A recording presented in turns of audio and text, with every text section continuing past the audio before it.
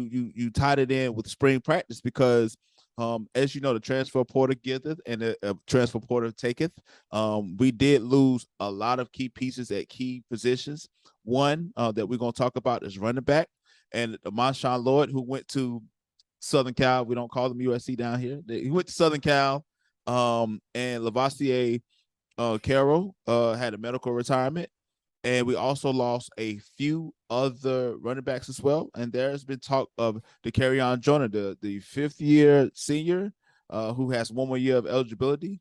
I think he has another year of eligibility because he can be a grad student as well. I don't know how that works, but Dakereon is looked at as far as a running back role. What do you think about? I know on Gardick and Cocky, you have Mario Anderson, the starter from a D2 Newberry, which is up the road on 26, starting. So talk a little bit about the breakdown of how do you think that running back room is going to look in the fall.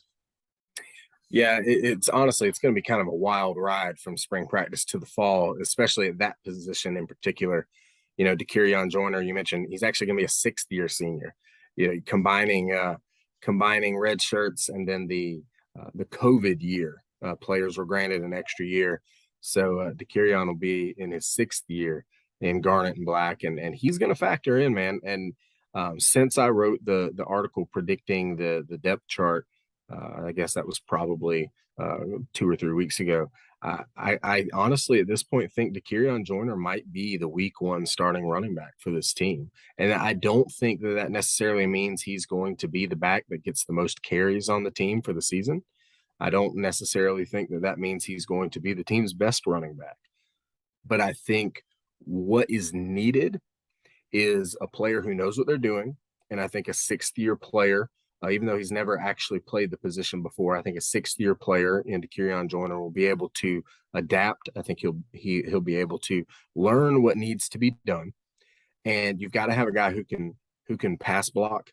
I'm not at all hating on the young man, but Juju McDowell is too small to pass protect in the SEC. We've seen him try. He gives everything he's got. Credit to him. But at his size, he gets bowled over by SEC linebackers and defensive ends that come free. He just does.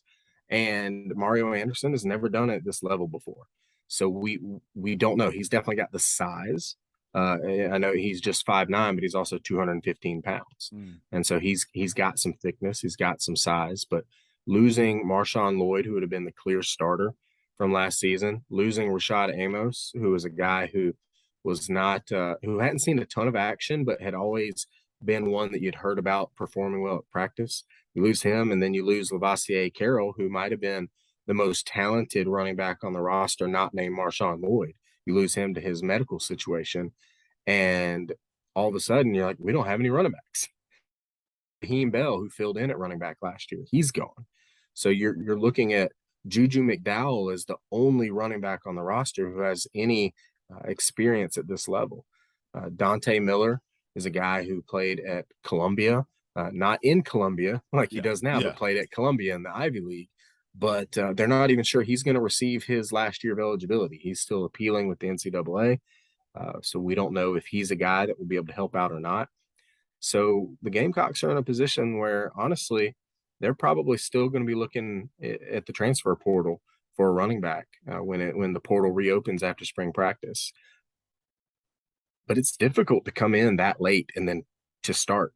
So that's part of why I think Dakereon Joyner might be the guy week 1.